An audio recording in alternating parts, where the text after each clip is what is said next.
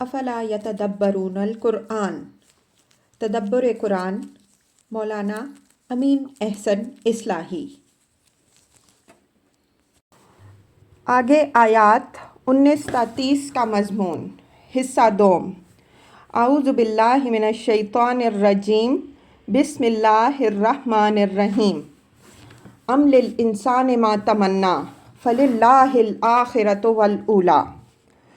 یہ اسی اوپر والی بات پر اظہار تعجب بھی ہے اور اس پر تبصرہ بھی۔ مطلب یہ ہے کہ تم اپنی خواہشوں اور اپنی تمناؤں کی رہنمائی میں اپنے جی کو خوش رکھنے کو جو فلسفہ چاہو بنا ڈالو، لیکن ضروری نہیں کہ تمہاری ہر تمنا اور خواہش پوری ہو جائے۔ حقیقت اور خواہش میں بڑا فرق ہے۔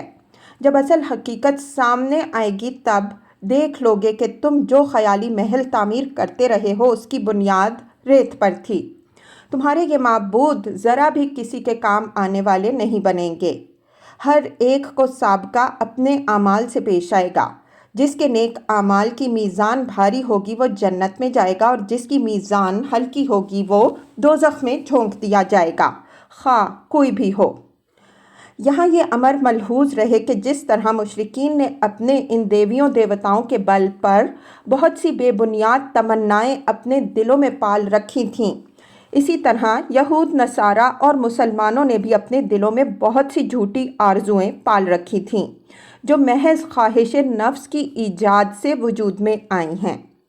یہود اور نصارہ کی ان بے بنیاد آرزوؤں کی، جس کو قرآن نے امانی سے تعبیر کیا ہے، تفسیر سورہ بقرہ اور سورہ آل عمران کی تفسیر میں ہم پیش کر چکے ہیں۔ مسلمانوں نے ان کی تقلید میں جو عقیدے کتاب و سنت کے بالکل خلاف ایجاد کیے ہیں ان پر مفصل بحث ہم نے اپنی کتابوں حقیقت شرک اور حقیقت توحید میں کی ہے۔ قرآن نے اس آیت میں لفظ انسان سے خطاب کر کے گویا بلا استثناء سب کو آگاہی دی ہے کہ آرزوئیں اور تمنائیں جس کا جو جی چاہے پال رکھے، لیکن یاد رکھے کہ کسی کی آرزوؤں کی خاطر نہ حقائق میں کوئی تبدیلی ہوگی اور نہ خدا کا قانون سرے منہ کسی کی جانبداری کرے گا۔ فَلِلَّهِ الْآخِرَةُ وَالْأُولَى، یعنی اگر کوئی اس طمع خام میں مبتلا ہے کہ کسی کی خواہشوں کی خاطر خدا کی کسی سنت یا اس کے کسی قانون میں کوئی تبدیلی ہو جائے گی، تو وہ اچھی طرح کان کھول کر سن لے کہ دنیا اور آخرت دونوں کلیتاً خدا ہی کے اختیار میں ہیں۔ کسی کا بھی یہ مرتبہ نہیں ہے کہ اس کے اذن کے بدون کوئی سفارش کر سکے یا اس کے کسی قانون یا فیصلہ کو تبدیل کرا سکے۔ وَكَم مِّن مَلَكٍ فِي السَّمَاوَاتِ لَا تُغْنِي شَفَاعَتُهُمْ شَيْئًا إِلَّا مِن بَعْدِ أَن يَأْذَنَ اللَّهُ لِمَن يَشَاءُ وَيَرْضَىٰ۔ یہ اسی اوپر والے ٹکڑے کی مزید وضاحت ہے کہ ان مشرکین کی ان دیویوں کا تو کیا ذکر، آسمانوں میں کتنے ہی فرشتے بڑے اور چھوٹے موجود ہیں جن کی شفاعت ذرا بھی کسی کے کام آنے والی نہیں ہے، مگر یہ کہ اللہ ان میں سے کسی کو کسی کے باب میں شفاعت کی اجازت دے۔ اول تو کوئی خدا کے اذن کے بغیر زبان کھولنے کی جرت نہیں کرے گا، اور جو اذن کے بعد زبان کھولے گا بھی تو صرف اسی کے باب میں کھولے گا جس کے لیے خدا یہ پسند فرمائے گا کہ اس کی سفارش کی جائے۔ ان الذین لا یؤمنون بالآخرۃ لیسمون الملائکۃ تسمیۃ الانثیٰ۔ اب یہ بتایا جا رہا ہے کہ کون لوگ ہیں جنہوں نے یہ ساری دیو مالا گھڑی ہے۔ فرمایا کہ یہ وہ لوگ ہیں جو آخرت پر ایمان نہیں رکھتے۔ اگر ایک مفروضہ کے درجے میں اس کو مانتے بھی ہیں تو اس کی اصل حقیقت یعنی اس بات پر ان کا ایمان نہیں ہے کہ وہ دن خدا کے کامل عدل کے ظہور کا دن ہوگا اور ہر ایک ٹھیک اپنے اعمال کے مطابق جزا یا سزا پائے گا۔ فرمایا کہ یہ لوگ ہیں جنہوں نے فرشتوں کے نام عورتوں کے نام پر رکھ کر یہ دیومالا تصنیف کی ہے کہ یہ خدا کی چہیتی بیٹیاں ہیں، انہی کی سفارش سے اس دنیا کی نعمتیں بھی حاصل ہوتی ہیں، اور اگر آخرت ہوئی تو یہی اس دن بھی ہمارا مرجع بنیں گی اور ہمیں وہ سب کچھ دلوائیں گی جو ہم چاہیں گے۔ वमा लहुम बिही मिन इल्म इन यत्तबिऊना इल्ला ज़न्न व इन्न ज़न्न ला युग़नी मिनल हक़्क़ि शैआ।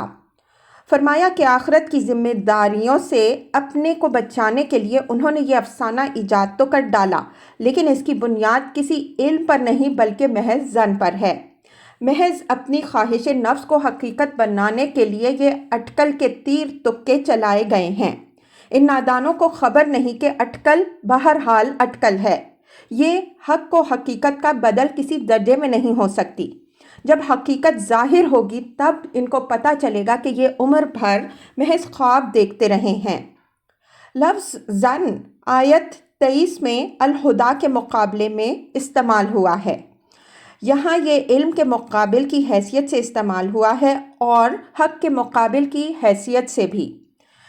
इल्म इंसान को उसकी फ़ितरत और अक्ल की राह से भी हासिल होता है और अल्लाह ताला की नाजिल करदा वही से भी। जो इल्म अल्लाह ताला की वही के ज़रिए से हासिल होता है वो दरअसल अल-हुदा का दर्जा रखता है, इसलिए कि वो हर शुबा से बाला होता है।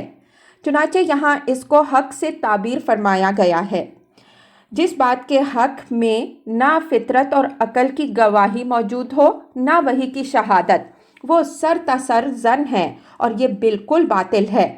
कुरान ने यहाँ वमा लहुम बिही मिन इल्म फरमाकर उन मुशरिकीन की सारी देवमाला को इल्म के हर सहारे से महरूम एक बिल्कुल मन घड़त फसाना करार दिया, यानी उसकी तायीद में उनके पास अक्ल की कोई दलील है ना वही की।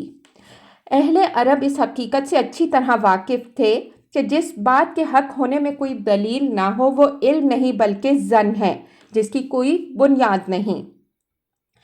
एक शायर ने ज़न और इल्म के फ़र्क की तरफ यूँ इशारा किया है, वालम इल्मन लैसा बिज़्ज़न्नि अन्ना, और मैं एक इल्म पर मबनी बात जानता हूँ जो कि ज़न नहीं है।